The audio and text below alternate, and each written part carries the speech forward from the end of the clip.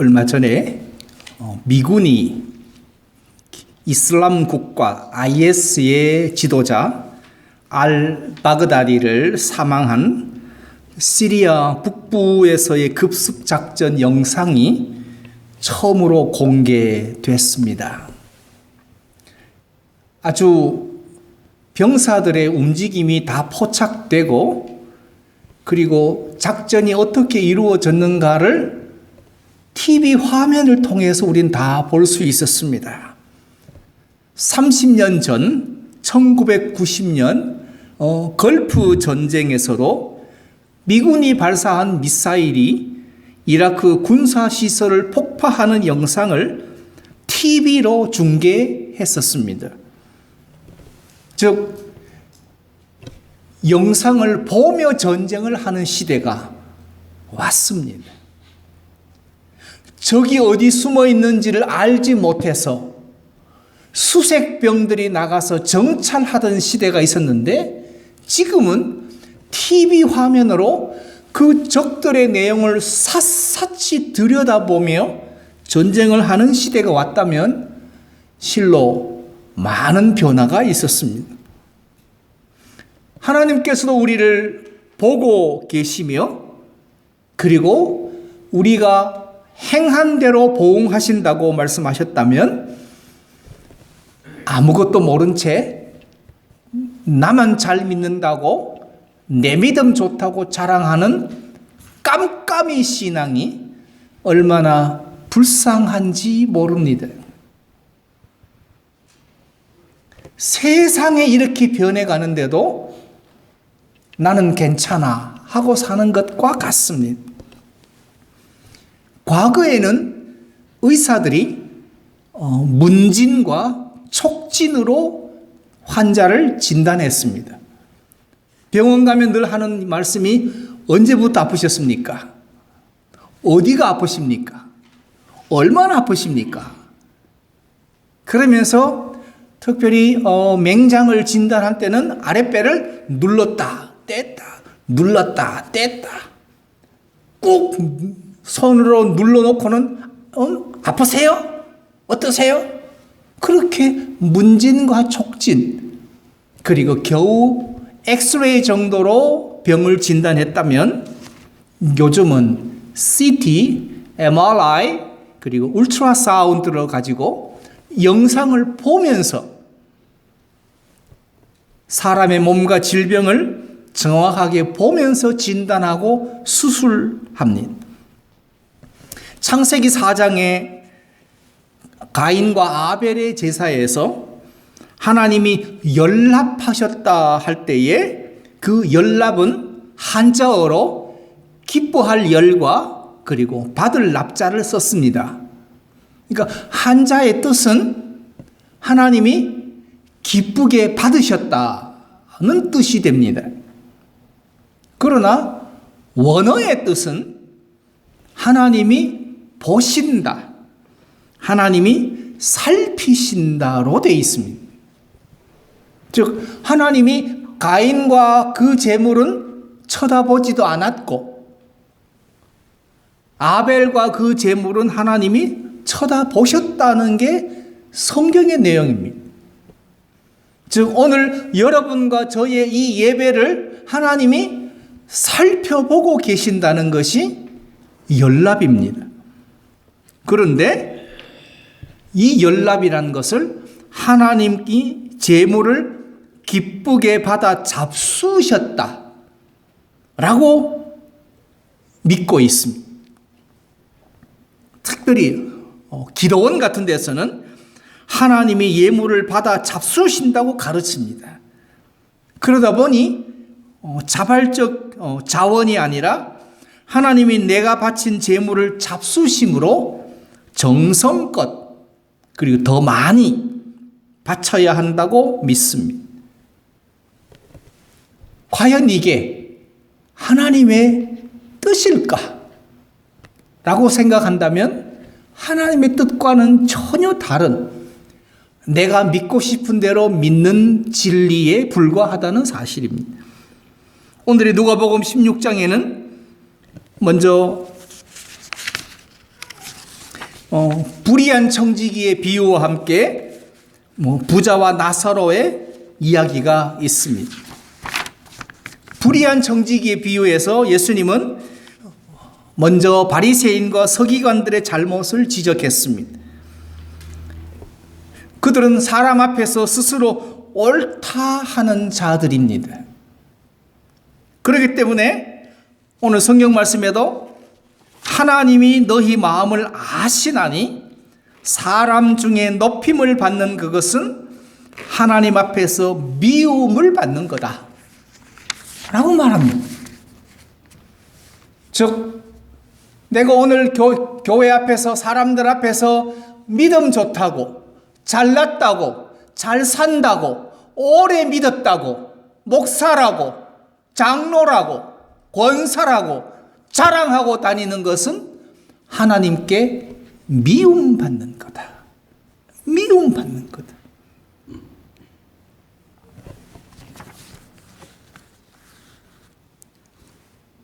그리고 그 다음에 부자와 나사로의 이야기에서 부자의 이름은 성경은 말씀하지 않습니다.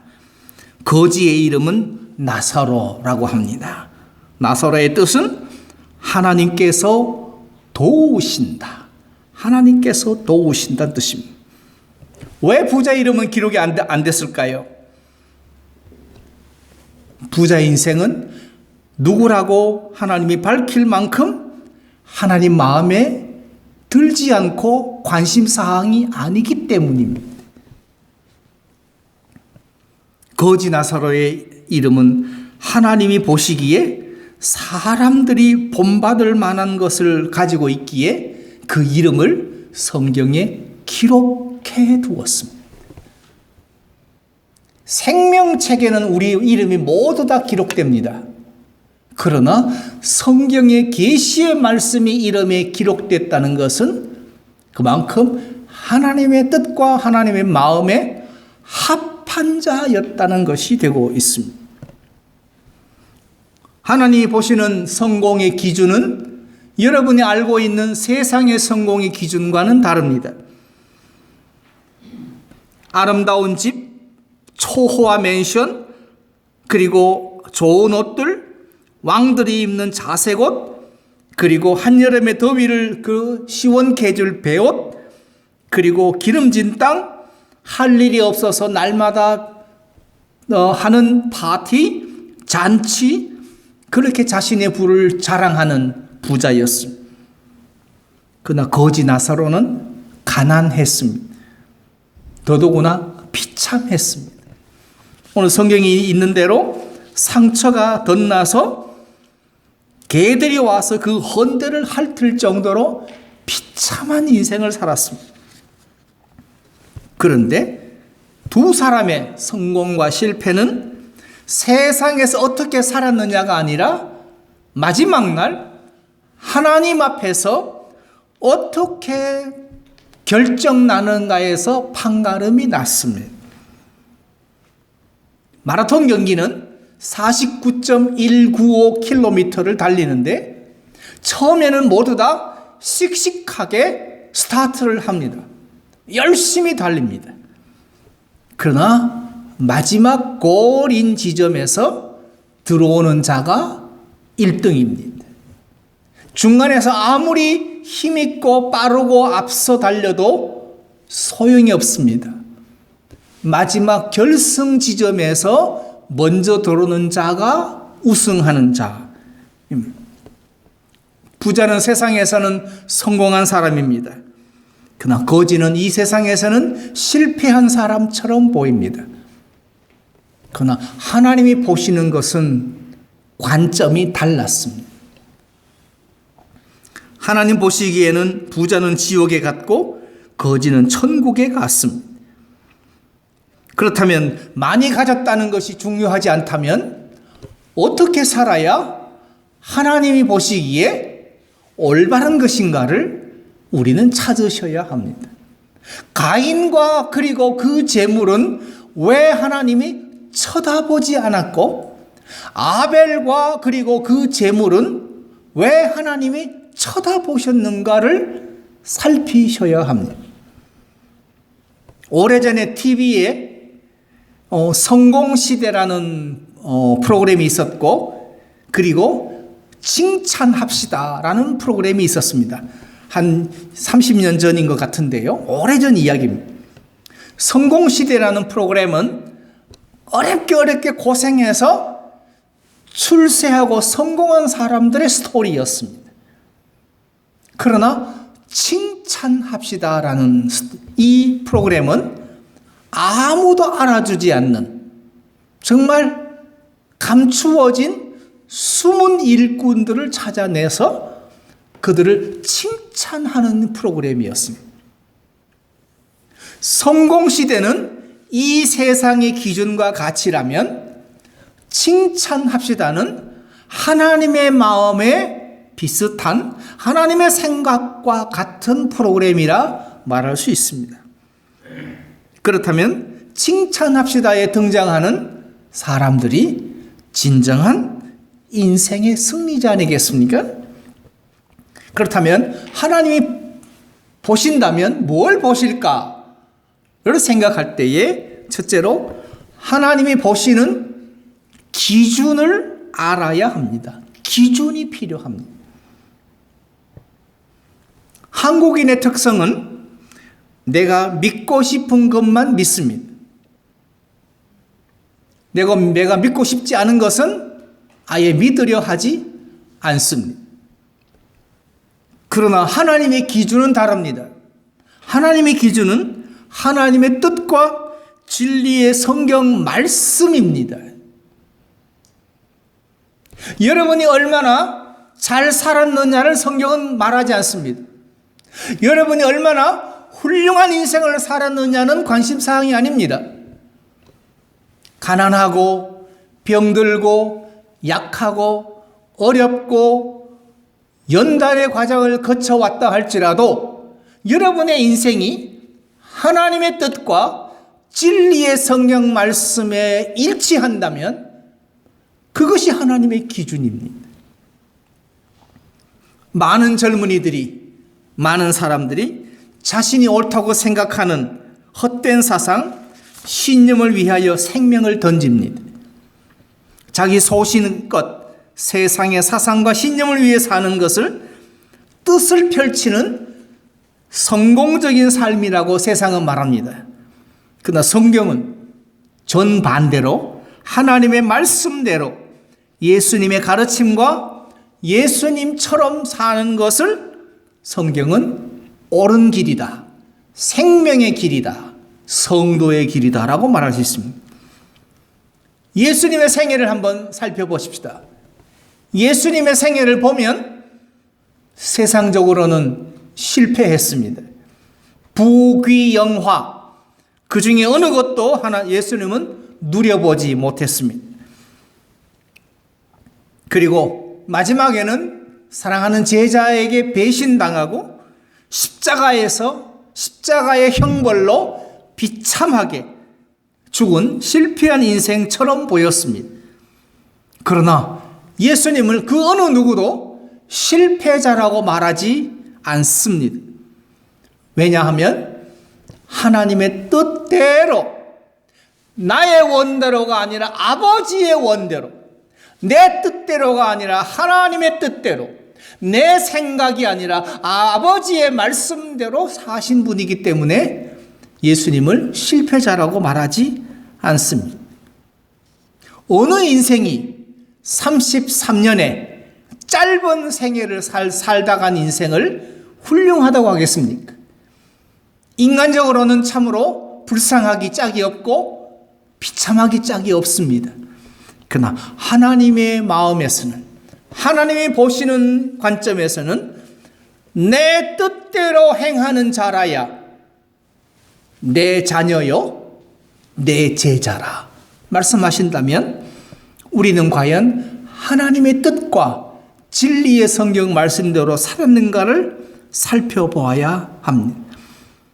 초대교회의 7 집사님 중에 스데반 집사님이 계십니다.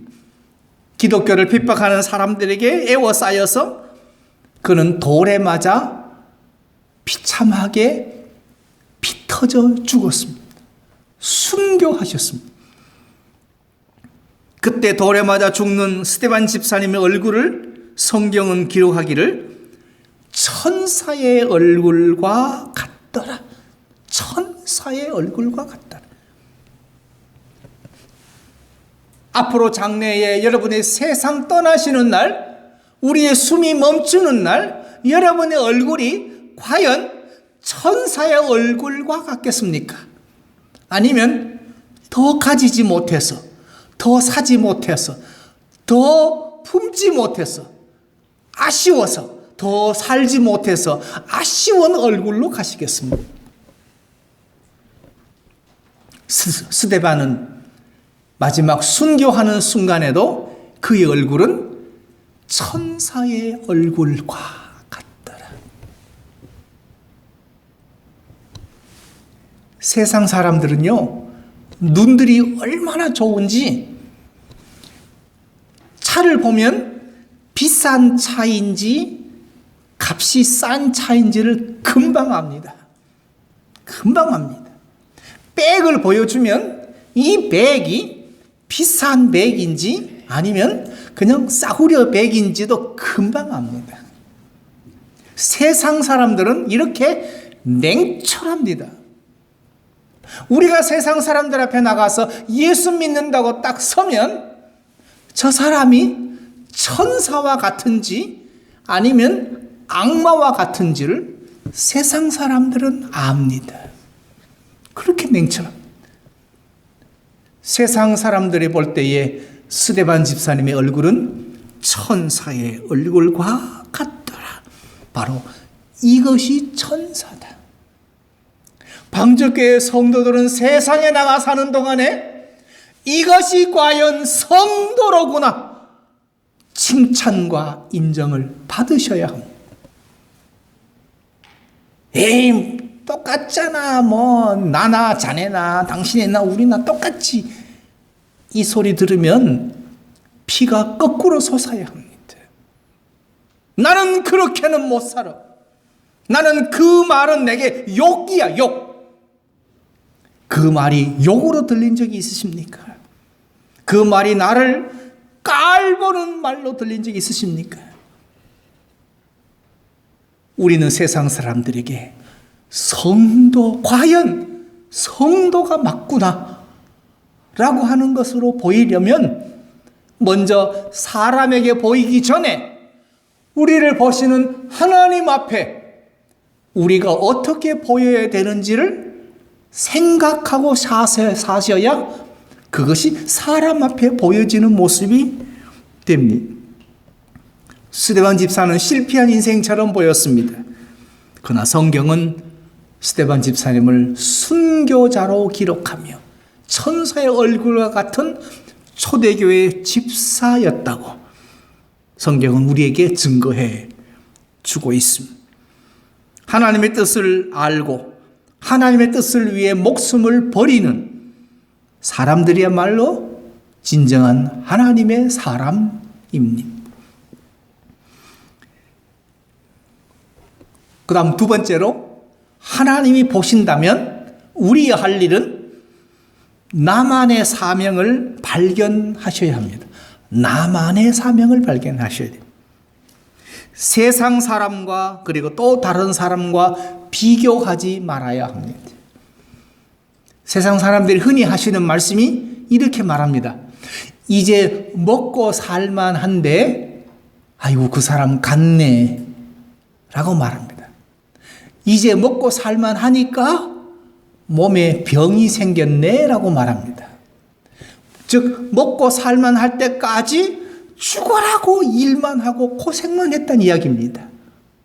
그리고 이제서 좀 덜 고생하고 돈도 좀 있고 집도 가지고 이제 좀 숨 좀 쉬고 먹고 살만해서 좌우를 살펴보니 그 사람 없다는 얘기입니다. 그렇다면 힘들고 괴롭고 고생하는 이 시기에, 이 시간에 나의 사명을 발견하셔야 합니다. 성공과 행복은 남의 정원에 있는 것이 아닙니다. 남을 보면 슬퍼지고 가슴 쓰리고 오히려 우라통이 터지고 내가 비참해집니다. 그런 사람은 행복할 수도 없고 성공할 수도 없습니다. 나만의 독특한 사명, 방주교회 성도만이 갖는 독특한 사명이 있다. 그 사명을 우리 주보에서는 이렇게 말씀합니다. 하나님만 섬기는 교회, 예수님을 참 목자와 구주로 섬기는 교회, 따르는 성도. 이것이 우리의 사명이라면 사람을 섬기는 것이 아니라 하나님만을 우리가 섬기고 예배하는 교회가 우리의 사명입니다. 그러므로 나만의 독특한 사명, 방주교회만의 독특한 사명과 일과 은사와 재능을 발견하셔야 합니다. 섬김의 봉사 사역, 힘들고 괴롭지만 나만의 독특한 사명이기 때문에 기쁨과 감사로, 그리고 은혜로, 그리고 축복으로 섬기셔야 합니다. 비교로 인한 고통에서 자유하십시오. 하나님은 나를 나답게 만드십니다. 하나님은 내게 풍성한 은혜를 부어주십니다. 다만 내가 아직도 밑빠진 독이 되어서 은혜를 부어주시는데도 담지 못하고, 은혜를 채워주시는데도 채우지 못해서 쏟아버리고 흘러내려 보내는 어리석음이 우리에게 있기 때문입니다. 나는 이 세상에서 나밖에 없습니다. 그러므로 나만의 독특한 사명이 있습니다. 누가 내 인생을 살아주지도 않습니다. 나사로의 사명은, 오늘 성경 말씀에서 나사로의 사명은 25절에서 아브라함이 가로되 예 너는 살았을 때에 내 좋은 것을 받았고 나사로는 고난을 받았으니. 나사로의 사명은 고난입니다. 하나님을 위해서 고난받는 것이었습니다. 몸이 병들어 고난이 아니요, 인생이 비참의 고난이 아니라 하나님을 위해서 고난을 받는 것이 무엇입니까? 여러분, 고생과 고난은 다릅니다. 한국 사람들이 오해하는 것 중에 하나가 지가 고생해놓고 고난받았다고 그렇게 둘러댑니다. 고난이 아니라 그건 고생입니다. 그건 자기가 선택한 길입니다.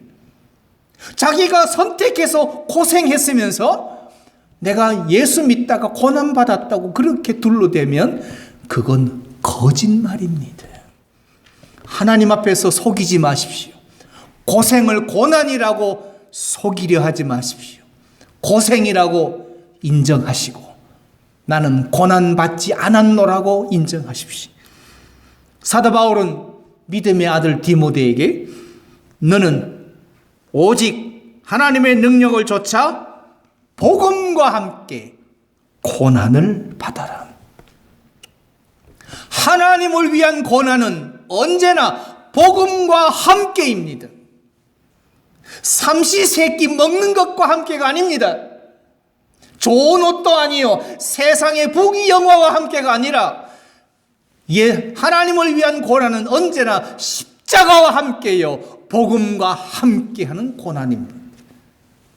그래서 사도 바울은 디모데에게 마지막 유언처럼 오직 하나님의 능력을 쫓아 복음과 함께 고난을 받으라. 여러분의 인생에 십자가 때문에 복음과 함께 받은 고난이 있으십니까?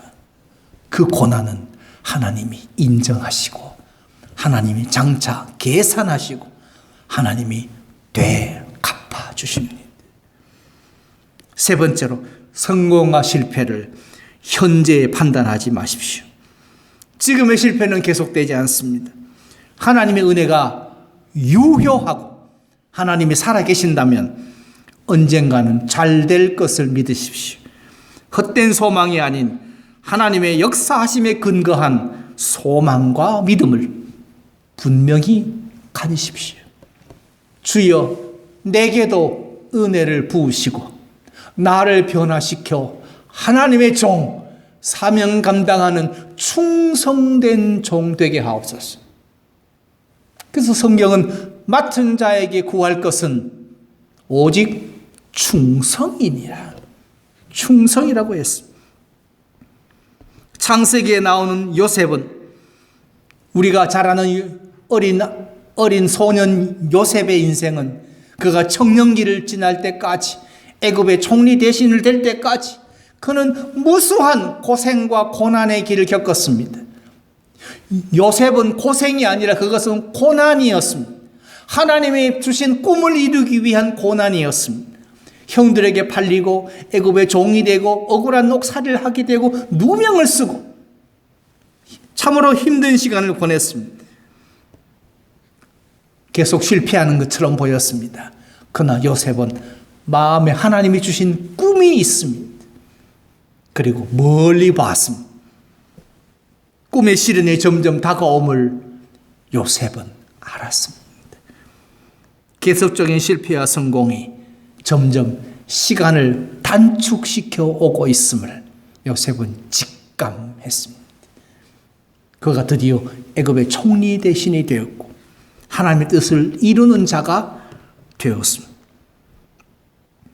한 번의 실패가 영원한 실패가 아니라면 특별히 믿는 자에게, 우리 방주교회 성도들에게는 우리가 마지막까지 믿는 구석이 있다면 하나님이 살아 계신다. 하나님은 지금도 역사하신다. 하나님은 택하신 백성에게 풍성한 은혜를 부어주신다. 하나님이 계신다. 이것이 우리가 마지막까지 믿는 믿음의 근거입니다. 그리고 하나님이 보고 계신다. 하나님이 계시면서 하나님이 보고 계신다. 하나님의 뜻대로 진리의 성경 말씀대로 복음과 함께 고난당하기를 즐겨하는 자에게, 즐겨하는 성도에게 하나님이 갚아주신다. 그래서 아브라함은 로마서 4장 18절에서 바랄 수 없는 중에 바라고 믿었습니다. 그리고 없는 중에도 있게 하심을 믿고 살았습니다. 멀리 보았을 때 불안과 낙심과 초조를 뛰어넘을 수 있었습니다. 그러므로 멀리 보며 사십시다. 아이고 이만큼 살았는데요. 아닙니다. 아직도 남은 인생 멀리 보고 사십시다. 그리고 하나님을 보고 사십시다.